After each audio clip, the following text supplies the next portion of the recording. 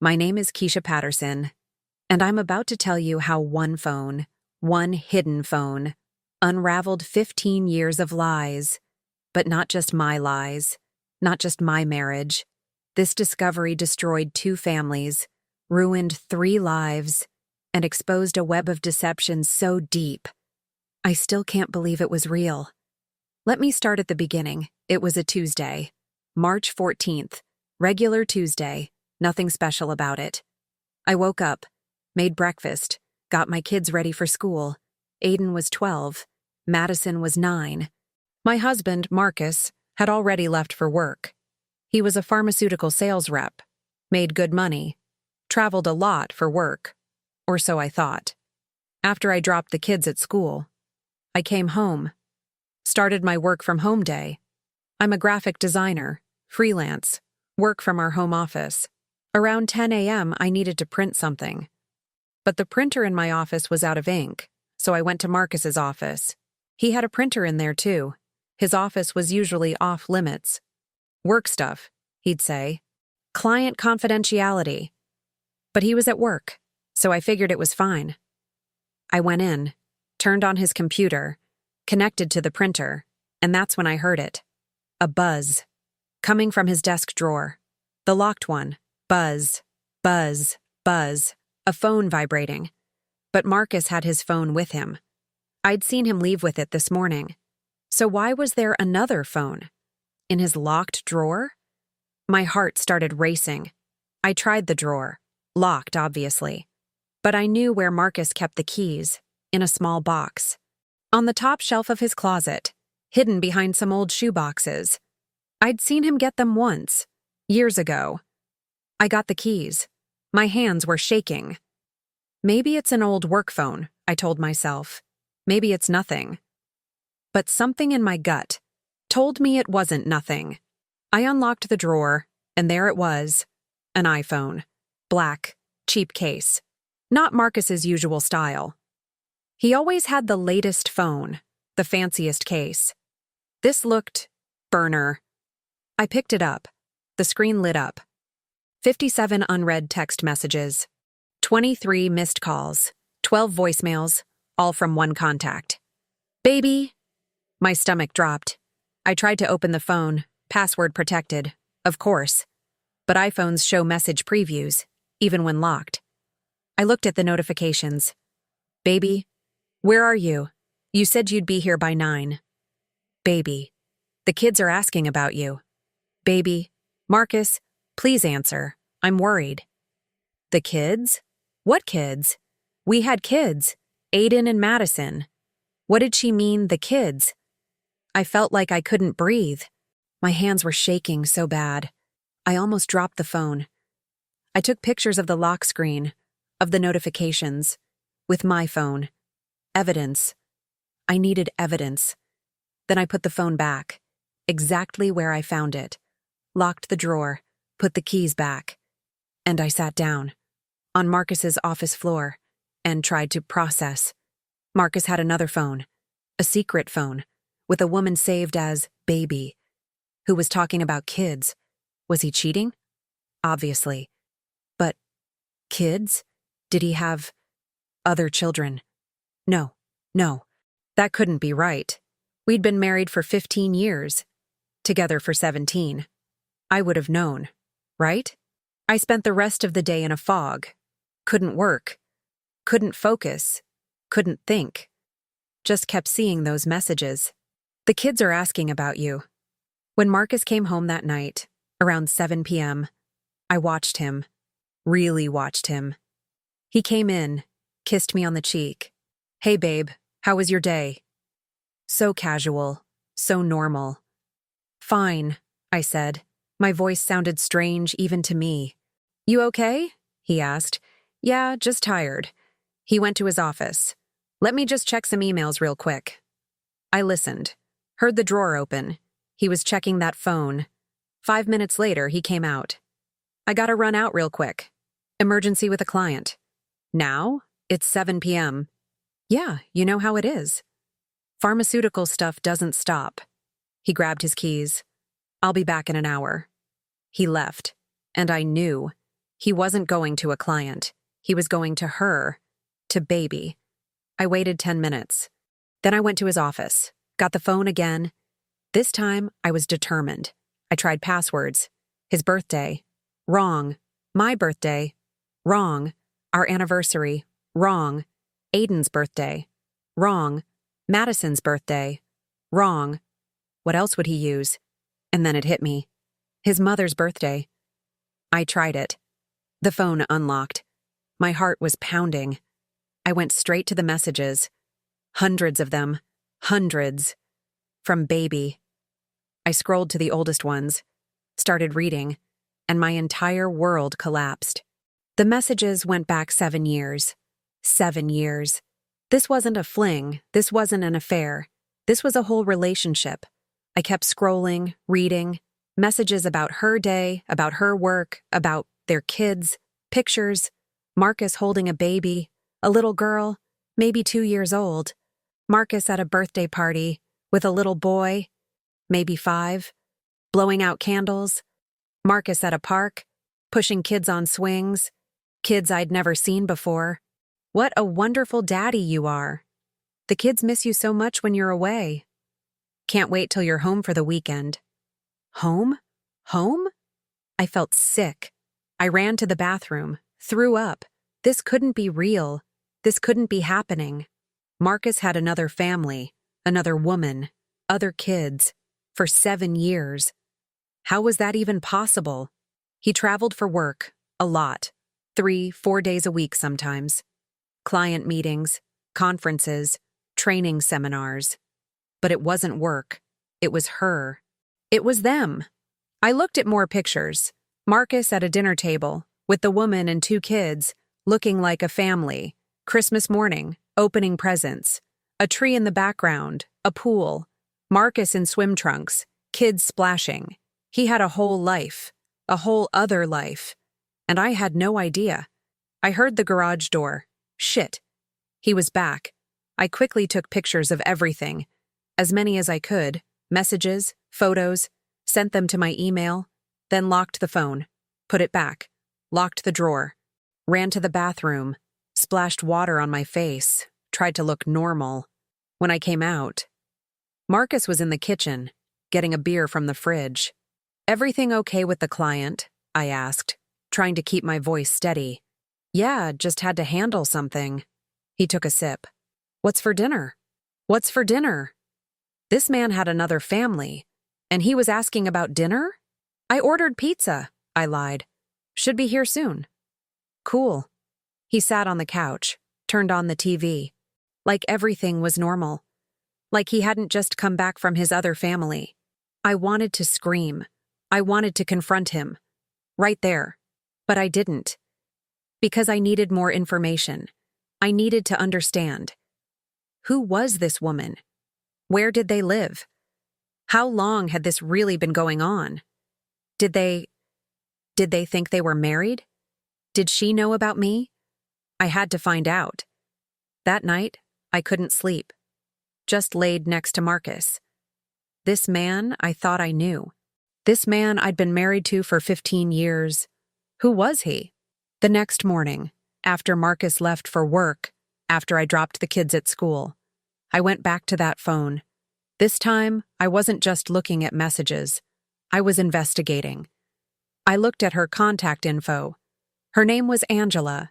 Angela Morrison. Morrison. Marcus's last name was Patterson. My last name. But she had listed him as Morrison? I Googled her. Facebook profile came up. Angela Morrison.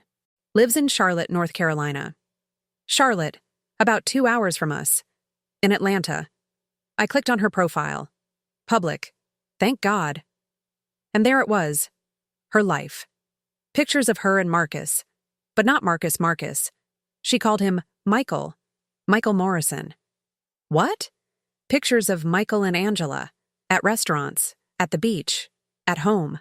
With 2 kids. Sophia, age 6. Caleb, age 4. According to her profile, I did the math. Sophia was born 7 years ago. Caleb 5 years ago. When I was pregnant with Madison, He was having a baby with her. I felt like I was going to pass out. I kept scrolling. Posts about my wonderful husband, Michael. So blessed to have this man. Best daddy in the world. Photos from their wedding. Wedding? I clicked. It was from 8 years ago. A small ceremony. At a courthouse. Angela in a simple white dress. Marcus, Michael, in a suit. Smiling. Looking happy. 8 years ago. We'd been married for 7 years at that point. He married her. While married to me. That's bigamy. That's illegal. I couldn't breathe. My husband was a bigamist. He had 2 wives, 2 families, 2 lives, and neither of us knew about the other. I spent the next 3 days investigating, while Marcus was at work, while the kids were at school. I dug through everything. The secret phone, his social media. I found his second Facebook under Michael Morrison. His emails. I knew his passwords. Or I thought I did. Turns out he had multiple email accounts too. I found bank statements. He had a separate bank account, under Michael Morrison, joint account with Angela. He was living a double life, financially, emotionally, legally. In Charlotte, he was Michael Morrison, pharmaceutical sales rep, married to Angela, father to Sophia and Caleb. In Atlanta, he was Marcus Patterson, pharmaceutical sales rep, married to me, father to Aiden and Madison. He'd been doing this for 8 years. How? How? The work travel. He wasn't traveling for work. He was traveling to his other family. 3 days a week in Charlotte, 4 days a week in Atlanta. Back and forth, living 2 completely separate lives. I felt insane, like I was in a movie, a bad movie. This couldn't be real life. But it was. I had the evidence, screenshots, photos, bank statements, everything. On the 4th day, after I'd gathered everything, I made a decision. I wasn't going to confront Marcus. Not yet. First, I needed to talk to Angela. She deserved to know, just like I deserved to know. We were both victims here. So I messaged her. On Facebook. Hi, Angela. My name is Keisha Patterson. I'm married to the man you know as Michael Morrison. His real name is Marcus Patterson. We've been married for 15 years and have 2 children together. I just found out about you and your family. We need to talk. I sent it, and I waited 30 minutes later. She responded, This is a joke, right? Some kind of scam? I wish it was, but it's not. I have proof. Can we video chat? Give me 10 minutes. 10 minutes later, my phone rang. Video call from Angela Morrison. I answered. And there she was. The woman from the pictures. Light-skinned black woman. Maybe 32, 33. Pretty. Long hair. Looking at me like I was a ghost. Who are you? She asked, voice shaking. I'm Keisha. Marcus's wife. Marcus? I don't know anyone named Marcus. My husband's name is Michael. I know. But that's not his real name. His real name is Marcus Patterson. And he's been married to me for 15 years. That's not possible. She looked like she was going to cry. I know this is a lot, but I can prove it. I started sending her screenshots. His driver's license with Marcus Patterson, our marriage certificate, photos of our family. She went silent, just staring at her phone, scrolling through the pictures I sent. Oh my God, she whispered. Oh my God. She started crying, really crying. I'm so sorry, I said. I know this is... How long have you known? She asked. 4 days. I found his second phone by accident. Second phone? She looked confused. What second phone? The one he uses to talk to you. He has it hidden in his office. I don't understand. He only has one phone. The one I know about. Wait, if she only knew about one phone, and I only knew about one phone, that meant he has 3 phones, I said slowly. One for each of us. And one we don't know about. Oh my God. She looked sick. What else is he hiding? We spent the next 2 hours on that video call, comparing notes, sharing information, piecing together Michael's, double life. It was insane. He'd told Angela he worked in Atlanta. That's why he was away 3 days a week. He'd told me he worked in Charlotte and other cities. That's why he was away 3 days a week. He'd played us both. Perfectly.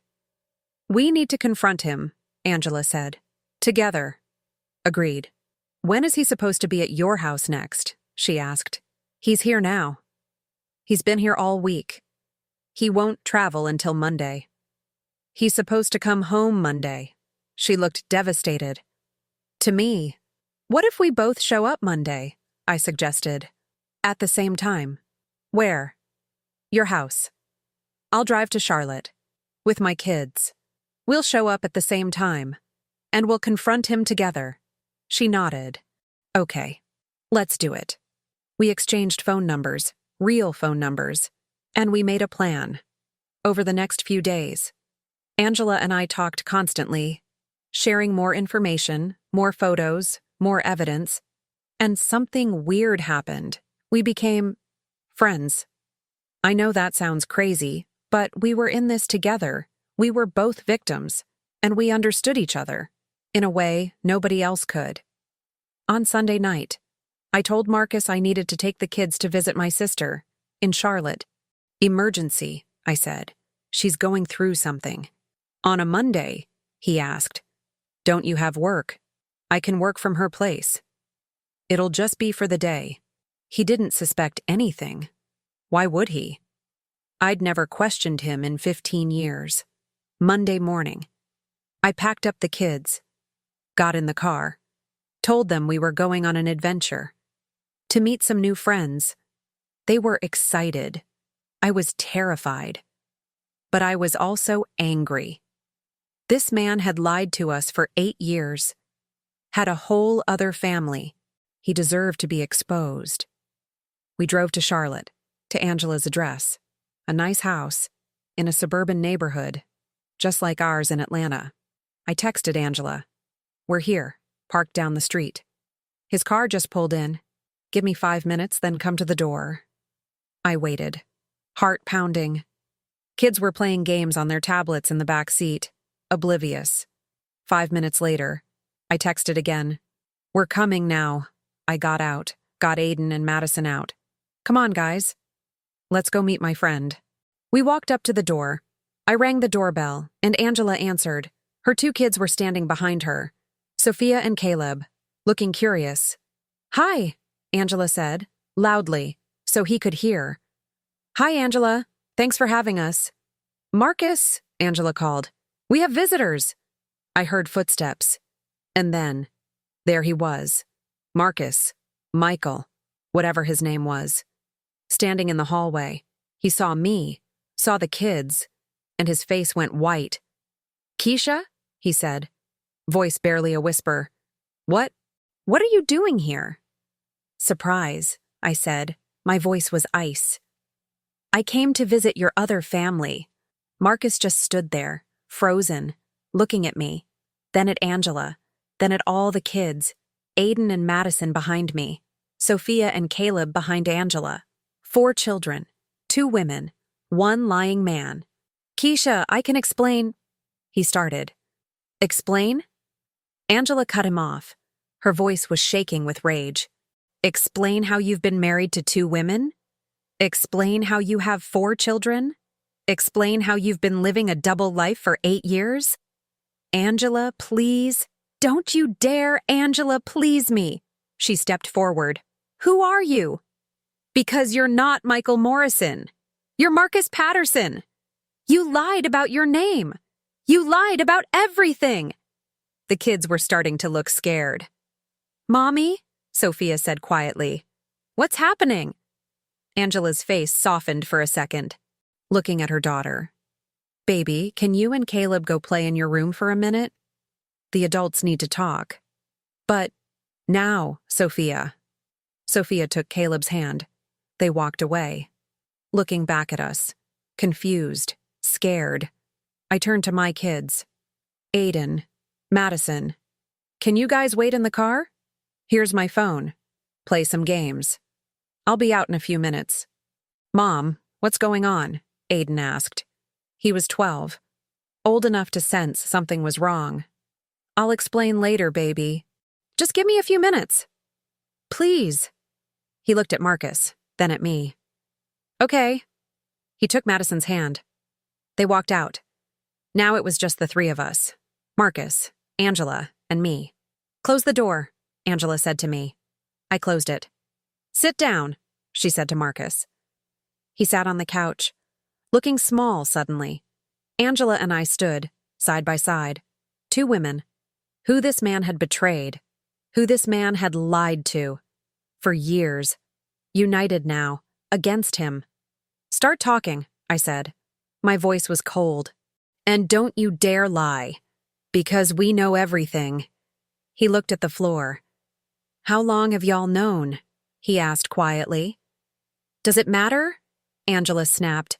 We know. That's what matters. Now talk. He took a deep breath. It started 8 years ago. I met Angela at a conference. In Charlotte.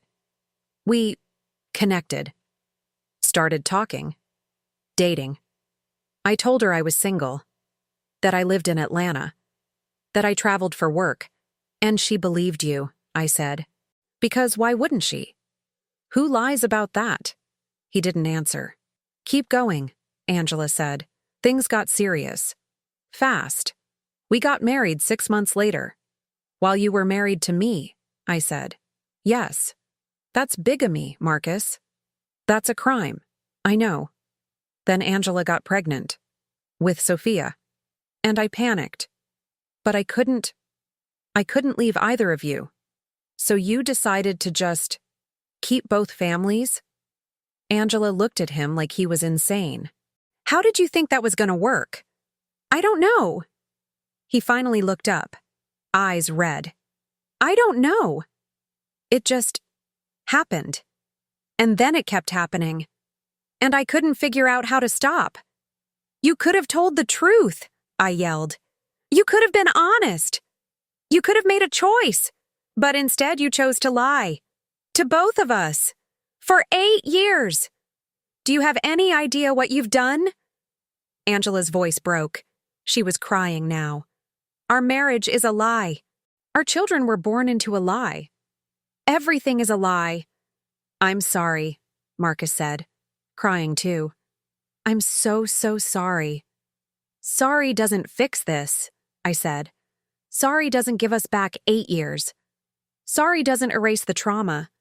Sorry doesn't make this legal. What about money? Angela asked suddenly. What? Money, Marcus? How did you afford 2 families? 2 houses? 2 sets of kids? He was quiet. Marcus, I said. Answer her. I have debt. How much debt? About $200,000. My jaw dropped. $200,000? Credit cards. Personal loans. I've been juggling payments for years. Are you kidding me right now? Angela looked like she might faint. We're broke? This whole time I thought we were fine. You said we had savings. We do. Don't lie to her. I cut him off. I've seen the bank statements. There's maybe $5,000 in that account. You have savings with her? Angela turned to me. About $12,000. But that's it. So between both families, we have $17,000 and $200,000 in debt. Angela sat down, put her head in her hands. This can't be happening. Do you have any other secrets? I asked Marcus. Any other wives? Any other children we don't know about? No, he said quickly. I swear. It's just you two. Just us two? Angela laughed, a horrible, bitter laugh. Like that makes it better? What are we supposed to do now? I asked. Nobody had an answer.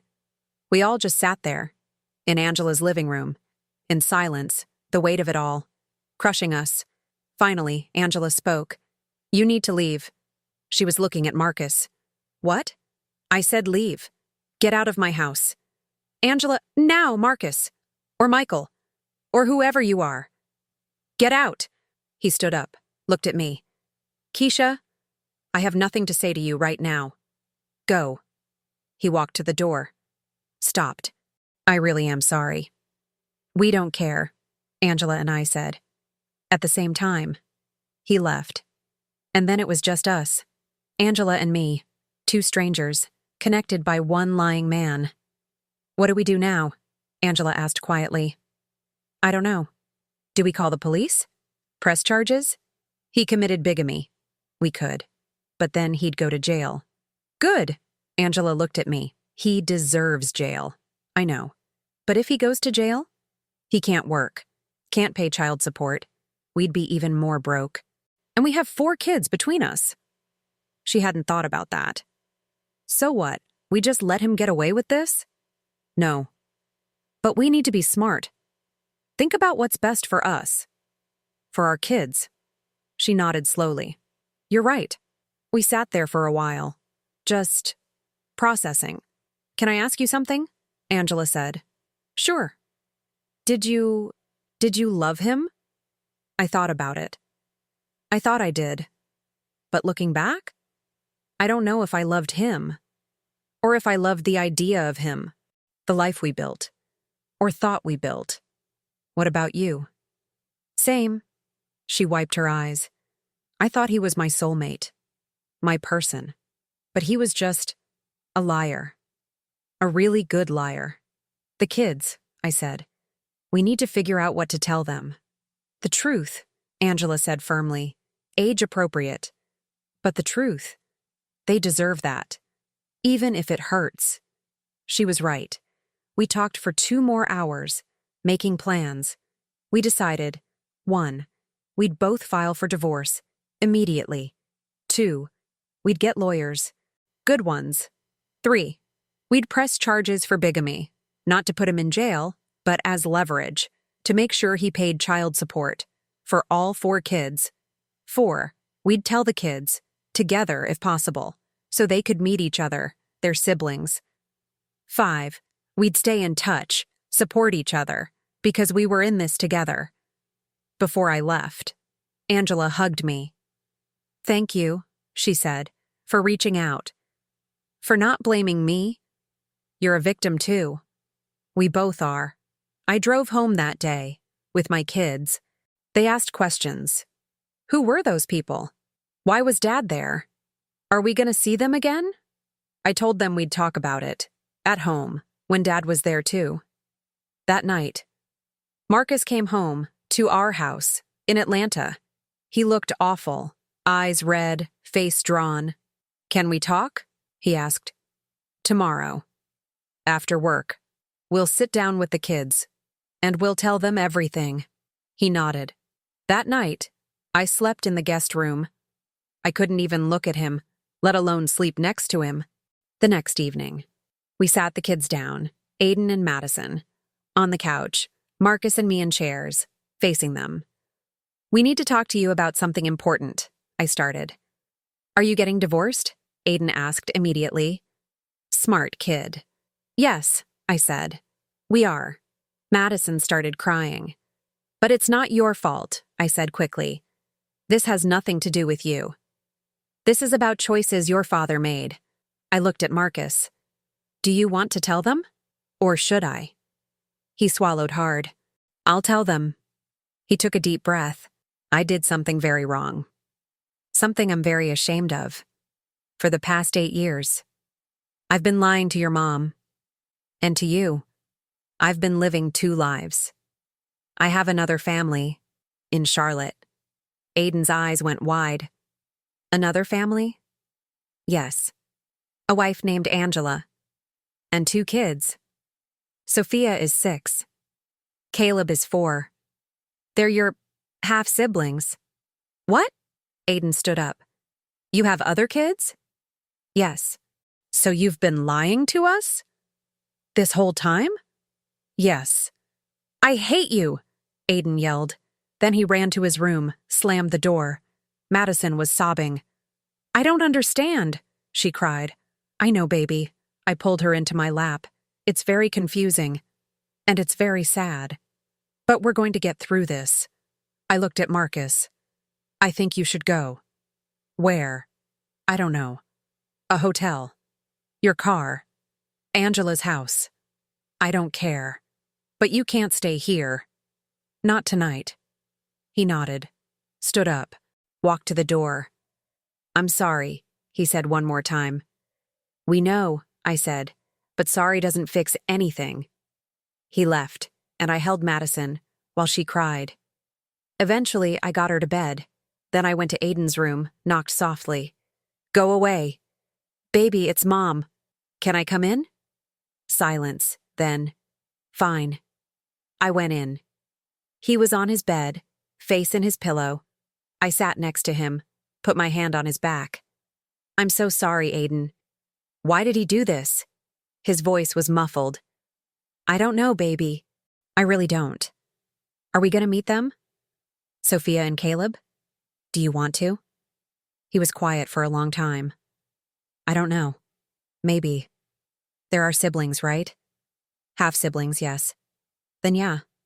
I guess we should. Okay. We'll figure that out. When you're ready. Over the next few weeks, everything was chaos. I filed for divorce. Angela filed for divorce. We both got lawyers, and we filed a police report for bigamy. The police investigated, confirmed everything. Marcus was arrested, spent 2 days in jail, before his lawyer got him out on bail. He was charged with bigamy, a felony in Georgia, and in North Carolina. He was facing up to 5 years in prison, but his lawyer worked out a deal: probation, community service, and mandatory child support for all 4 kids. The judge was not happy. You have devastated 2 families, she said at the hearing. 2 women, 4 children, all because of your selfishness. You will pay child support. $1,500 per month, per child. That's $6,000 total. Marcus's face went white. Your Honor, I can't afford. You should have thought about that before you decided to have 4 children with 2 different women while committing bigamy. Figure it out. Gavel. Done. Marcus lost everything. His job found out, fired him immediately. Moral character clause. He had to sell his car, his watches, everything of value to pay child support and pay down his debt. He moved into a tiny apartment in a cheap part of town, 1 bedroom, not enough space for any of his kids to visit. He'd destroyed 2 families and destroyed himself in the process. Angela and I stayed in touch, really stayed in touch. We talked almost every day, supporting each other through the divorce, through the trauma, through telling our kids, through everything. And something amazing happened. We became best friends. I know that sounds crazy. We were connected through the worst experience, but we understood each other, like nobody else could. And we decided that our kids should know each other. They were siblings, half-siblings, but siblings. And none of this was their fault. So 3 months after everything came out, we arranged for the kids to meet, properly this time, at a park, neutral territory. Aiden and Madison, Sophia and Caleb. They were shy at first, awkward, but kids are resilient. Within an hour, they were playing together, laughing, like they'd known each other forever. Angela and I sat on a bench, watching them. They're gonna be okay, she said. Yeah, I agreed. They are. What about US? We're gonna be okay too. And you know what? We were. The first year after everything came out was the hardest year of my life. And I'm sure Angela would say the same. We were both grieving, not just our marriages, but our entire realities. Everything we thought we knew, everything we thought was real, was a lie. Our homes, our families, our lives, all built on Marcus's deception. But we had each other, and that made all the difference. Angela and I started meeting up once a week, sometimes with the kids, at the park, at museums, at bounce houses. letting them bond, letting them be siblings. Other times, just the two of us. Coffee, lunch, wine nights after the kids were in bed, video calls that lasted hours, just talking about everything, about Marcus, about the betrayal, about the pain, about our childhoods, our dreams, our fears. We became each other's therapists, each other's support systems, each other's lifelines. You know what's crazy? Angela said one night. We were at her place, kids all asleep, sharing a bottle of wine on her couch. What? If Marcus hadn't been such a lying piece of shit, we probably would have been friends anyway. We have so much in common. She was right. We were both graphic designers. Both loved the same TV shows. Both had the same sense of humor. Both were devoted moms. You're my person now, I said. Like, I know we met in the worst way possible. But I can't imagine my life without you. Same, she said, eyes getting teary. You're the only one who gets it. Who understands what this feels like? We clinked our wine glasses. To surviving Marcus Patterson, she said. To becoming better because of it, I added. We drank. 6 months after the divorce was finalized, I made a big decision. I was moving. Not far, but to a different house. I couldn't stay in the house Marcus and I had bought. Too many memories. Too many lies. Every room reminded me of him, of us, of the life that never really existed. So I sold it and bought a smaller house. Just for me and the kids, 3 bedrooms instead of 4. But it was ours, mine and Aiden's and Madison's. No ghosts, no lies, just us. Angela helped me move. Her and the kids. All 6 of us. Packing boxes. Carrying furniture. Painting walls. What color for your bedroom? Angela asked. I don't know. Something bright. Something that makes me happy. How about yellow? Yellow? I laughed. That's bold. Exactly. You're bold now. You survived Marcus. You can handle yellow walls. So we painted my bedroom yellow. Bright, sunshine yellow. And every morning when I woke up, in that yellow room, I felt hope. The kids adjusted, better than I expected. Aiden and Madison saw Sophia and Caleb every other weekend, sometimes at Angela's, sometimes at our place, sometimes all of us together. Doing activities, they bonded, really bonded. Aiden became protective of Caleb, teaching him how to ride a bike, how to throw a football. Madison and Sophia became inseparable, always giggling, sharing secrets, doing each other's hair. It was beautiful. Watching something good come from something so horrible. Marcus tried to be involved. At first, he'd pick up the kids, his weekends. But he was broke, working 2 jobs now, just to pay child support and rent. He couldn't take them anywhere fun, couldn't buy them things. Mostly they just sat in his tiny apartment, watching TV, eating cheap food. The kids started making excuses, not wanting to go. Do we have to, Mom? Aiden would ask. He's your father, I'd say. But it's so boring there. And he's always tired. And sad. Part of me felt bad for Marcus. He'd lost everything. His wives, his kids, his job, his money, his life. But another part, a bigger part, knew he deserved it. He made his choices. Now he lived with the consequences. A year and a half after the divorce, I started dating again. Not seriously, just dipping my toes back in. I went on a few dates. Some were terrible, some were okay. But nobody really clicked. Maybe I'm not ready, I told Angela. Or maybe you just haven't met the right person, she said. What about you? You dating? Girl, no. She laughed. I'm still processing that my marriage was fake. I'm not ready to trust another man. Maybe never. Same. We decided we were fine being single. We had each other.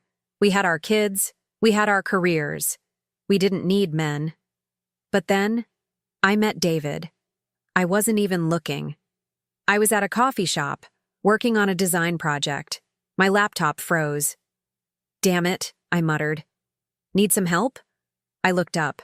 Tall black man, maybe 45, 50, nice smile, glasses. You good with tech? I asked.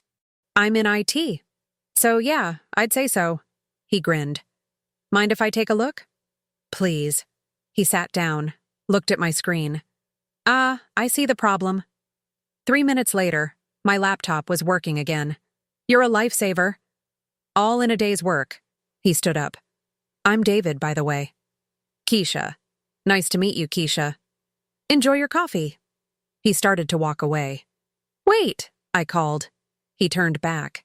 Can I buy you a coffee? To say thank you? I'd like that. We talked for 2 hours. About work, about life, about everything. He was divorced, had 1 daughter in college. How long have you been divorced? He asked. About 2 years. Amicable? I laughed. A bitter laugh. Not exactly. Long story. I've got time. So I told him. Everything. About Marcus, about the secret phone, about Angela, about the 2 families. He listened. Without judgment. Without interruption. Wow, he said when I finished. I thought my divorce was complicated, but yours is wild. That's one word for it. So you and Angela are friends now? Best friends. I know it sounds crazy. It doesn't sound crazy. It sounds like you both made the best out of an impossible situation. That's really mature of you. I liked him, really liked him. We exchanged numbers, and we started seeing each other, slowly, carefully. I told Angela immediately. Girl, I met someone. What? She was so excited. Tell me everything. I told her about David. He sounds perfect. I don't know about perfect, but he's nice. Really nice. And honest. I can tell. Good. You deserve someone honest. 3 months later, Angela met someone too, a woman named Tasha. A woman, I said. We were on video call. Yeah, Angela smiled, shy. I didn't know I liked women. Or maybe I always did but never explored it. But I met Tasha at the gym. And we just connected. Tell me about her. She's 40, never married. No kids. She's a nurse. And she's amazing, Keisha. Like, really amazing. I'm so happy for you. You're not weirded out? Why would I be weirded out? You like who you like. As long as she treats you right. That's all that matters. She does. She really does. Then I'm thrilled for you. So we were both dating. Both happy. For the first time in years. 2 years after the divorce. Marcus reached out. To both of us. Separate messages. But saying the same thing. Can we talk? I want to make things right. Angela called me immediately. Did you get a message from Marcus? Yep. What are you going to do? I don't know. What are you going to do? I think we should meet with him. Together. Hear what he has to say. You sure? Yeah. We did it once before. We can do it again. So we met him. At a neutral location. A park. He looked rough, thinner, older, tired, working himself to death to pay child support for 4 kids. Thank you for meeting me, he said. We sat at a picnic table. Angela and me on one side, Marcus on the other. What do you want, Marcus? I asked. I wanted to apologize. Again. I know I've said it before, but I mean it. I ruined everything. I hurt you both. I hurt our kids. And I've been in therapy, trying to understand why. Why I did what I did. And?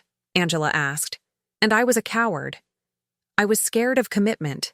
Scared of choosing. Scared of being real. So I just tried to have it all. Both families. Without having to choose. But all I did was destroy both families. And destroy myself. I'm not asking for forgiveness. I know I don't deserve that.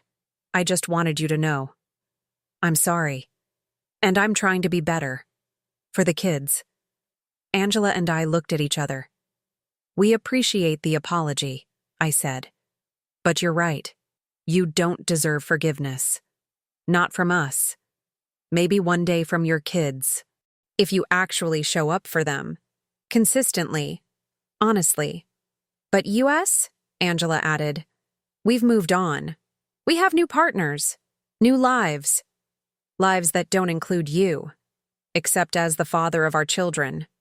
That's it. That's all you are to us now. He nodded, looking sad, but understanding. I get it. Good, I said. Now, if you'll excuse us. We have places to be. Angela and I stood up, started walking away. Keisha? Angela? He called. We turned back. I'm glad you have each other. We didn't respond, just walked away, together. 3 years after the divorce, Angela and Tasha got married, small ceremony, at a botanical garden. I was her maid of honor. The kids were all there. Aiden, Madison, Sophia, and Caleb, wearing matching outfits, looking adorable. David came as my +1 when Angela walked down the aisle, in her white suit, looking radiant. I cried, happy tears, because she deserved this, deserved real love, honest love. After everything she'd been through, at the reception, she pulled me aside. Thank you, she said. For what? For being you. For reaching out that day. For not hating me. For becoming my best friend. I wouldn't be here, this happy, if it wasn't for you. Girl, stop. I was crying again. You're gonna mess up my makeup. We hugged. I love you, she said. I love you too. 4 years after the divorce, David proposed. We were on vacation, in Jamaica, on the beach at sunset. He got down on one knee. Keisha, these past 2 years with you have been the best of my life. You're strong. You're resilient. You're real. And I want to spend the rest of my life loving you, supporting you, building with you. Will you marry me? I looked at this man, this good man who showed up, who was honest, who chose me every single day. Yes, I said. Yes, David. I'll marry you. We got married 6 months later. Small ceremony. At our house, in the backyard. Aiden walked me down the aisle. Madison was my flower girl. Angela was my matron of honor. Tasha was a bridesmaid. David's daughter was there, his family. And Sophia and Caleb came too. Because they were family. All of them. This blended, beautiful, complicated family. That came from the worst situation. But became something wonderful. At the reception, Angela gave a toast. 5 years ago, Keisha and I met in the worst way possible. We were both married to the same man.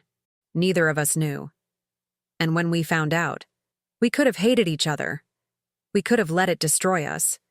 But instead, we chose to support each other, to lift each other up. And now, here we are, both remarried. To good people, honest people, living our best lives. So I want to raise a glass. To Keisha and David, may your marriage be nothing like Keisha's first one. Everyone laughed. May it be built on truth, on trust, on real love. Cheers! Cheers! Everyone drank. I looked around, at David, my husband, at my kids, looking happy, at Angela and Tasha, my chosen family, at this life, this beautiful, imperfect, real life that I'd built from the ashes, and I felt whole. Not because I needed David or needed Angela, but because I'd found myself first. I'd healed, I'd grown, I'd learned who I was, what I deserved, what I would accept, and what I wouldn't. Today, I'm 53 years old. Been married to David for 5 years, together for 7. Aiden is 20, in college, studying computer science. Madison is 17, junior in high school, thriving. Angela and Tasha live 20 minutes away. We see each other all the time. Our kids are close, like real siblings. Sophia is 14. Caleb is 12. They're good kids. All four of them. Despite everything they've been through, everything they've survived. Marcus is still struggling, still working 2 jobs, still barely making it. He sees the kids. Sometimes. When he can afford to. They have a relationship with him. Not a great one. But something. And that's enough. Last month, Angela and I were featured in a magazine article. How 2 women found friendship in betrayal. We told our story. About Marcus. About the double life. About how we survived. And the response was overwhelming. Hundreds of messages. From women all over. This happened to me too. Thank you for sharing. You gave me hope. So we started a podcast. Sister Wives, Not by Choice. Talking about our experience, interviewing other women who'd been through similar situations. It's been healing, not just for us, but for everyone listening. Because betrayal is isolating. But when you share your story and realize you're not alone, that changes everything. Last week, I was cleaning out some old boxes, and I found it. That secret phone. The one that started everything. I held it, looking at it. This small device, that unraveled 2 families, that exposed years of lies, that destroyed a life. But also, that led me to Angela, to David, to this life. This honest, beautiful, real life. I called Angela. Guess what I just found? What? The phone. Marcus's secret phone. Oh my God. What are you gonna do with it? I don't know. Part of me wants to smash it. Do it. Really? Yes. Smash that thing. Symbolically destroy what it represents. You know what? Come over. We'll do it together. An hour later, Angela was at my house. We went out to the driveway, both of us holding hammers. On 3, she said. On 3. 1, 2, 3. We smashed that phone into 1,000,000 pieces, and we laughed until we cried. Because it felt so good to destroy that symbol of lies, of betrayal, of pain, and to stand there, together, 2 women who survived the worst and came out better, stronger, happier, more ourselves than we'd ever been. 5 years after finding that phone, 5 years after my world exploded, I'm sitting here, in my yellow bedroom, the one Angela helped me paint, looking back at everything, and you know what? I'm grateful. I know that sounds insane. Grateful for discovering my husband's bigamy? Grateful for learning he had another family? Grateful for the pain, the devastation, the trauma? But yeah, I'm grateful. Because that phone, that secret phone, led me to the truth. And the truth, as painful as it was, set me free, free from a lie, free from a man who didn't deserve me, free from a life that wasn't real. Before I found that phone, I thought I was happy. I had a husband, 2 kids, a nice house, a good job.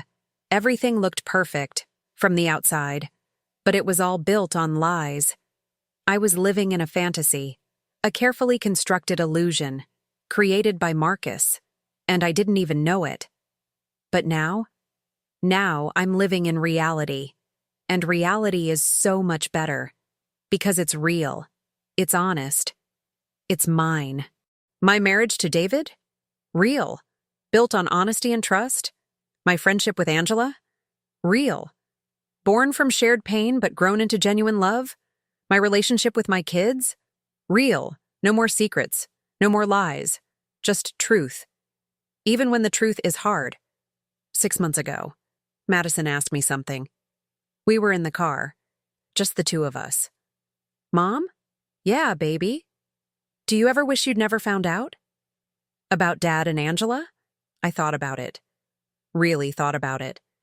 No, I said honestly. Really? But everything was so hard after. It was. It was hard.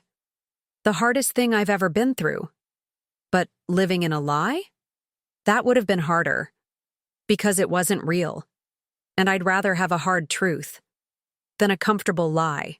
She nodded, processing. I get that.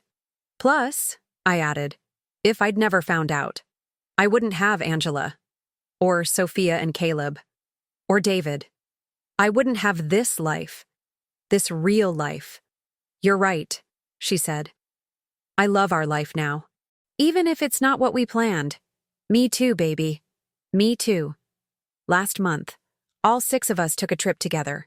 Me, David, Aiden, and Madison, Angela, Tasha, Sophia, and Caleb. 8 of us. To Disney World, 2 families, connected by Marcus's lies, but choosing to stay connected. For the kids. For us. Because we're family now. Not by blood. Not by marriage. But by choice. And that's the strongest kind of family. Watching the kids on that trip. All 4 of them. Aiden and Caleb. Going on roller coasters together. Madison and Sophia. Getting matching Mickey ears. Taking selfies. I felt so much love. These kids didn't ask for this situation. Didn't ask to have a father who lied, who betrayed, who destroyed. But they survived it. And more than that, they thrived. Because Angela and I made a choice. To not let Marcus's betrayal define our children's lives. To not let it poison them. Against relationships, against trust, against love. We showed them that even when bad things happen, even when people hurt you, even when everything falls apart, you can rebuild, you can choose better, you can create something beautiful from the broken pieces. Last week, I got an email from a woman named Jennifer. She'd listened to our podcast, Sister Wives Not by Choice, and she wanted to share her story. Her husband had been living a double life. For 10 years, she'd just found out 3 weeks ago. I feel like I'm going crazy, she wrote. Like my entire life was a lie. I don't know how to survive this. But then I listened to your podcast. And I heard your story. And Angela's story. And I realized, if you two can survive this, if you two can come out stronger, if you two can become friends, then maybe I can survive this too. Thank you for sharing your story. Thank you for giving me hope. I cried reading that email. Because that's why we share. That's why we're open. About our pain. About our journey. Not for attention, not for sympathy, but to help other women who are going through this, who feel alone, who think they're crazy. To let them know, you're not alone, you're not crazy, and you will survive this. Angela and I recorded a special episode, just for Jennifer and women like her, the first 30 days after discovery, talking about what to do. When you find out, document everything. Get a lawyer immediately. Protect yourself financially. Don't confront until you have a plan. Lean on your people. Go to therapy. And most importantly, remember that none of this is your fault. You didn't cause this. You didn't deserve this. This is about him, his choices, his lies, his failures, not you, never you. Today, I'm exactly where I'm supposed to be. Married to a man who chooses me. Every single day. Who's honest. Who's present. Who's real. Best friends with a woman. Who was supposed to be my enemy, but became my sister. Raising kids who are resilient. Who are strong. Who know what real love looks like. Running a successful design business. Co-hosting a podcast. Helping other women. Living. Really living. Not just surviving. Not just existing. But thriving. Marcus? He's still out there. Still struggling. Still paying for his choices. The kids see him. Occasionally. He's not a bad father. Just an inconsistent one. A flawed one. And the kids know that. They see it. But they also see David. Who shows up. Who's there. Who's consistent. They see what a good man looks like. What a real partnership looks like. And that's the best gift I could ever give them. A few months ago, Marcus reached out again. Not to apologize, not to make amends, just to say something. I see your podcast. I see you and Angela. How close you are. I'm glad something good came from this. Even if I destroyed everything else, I didn't respond. Because what was there to say?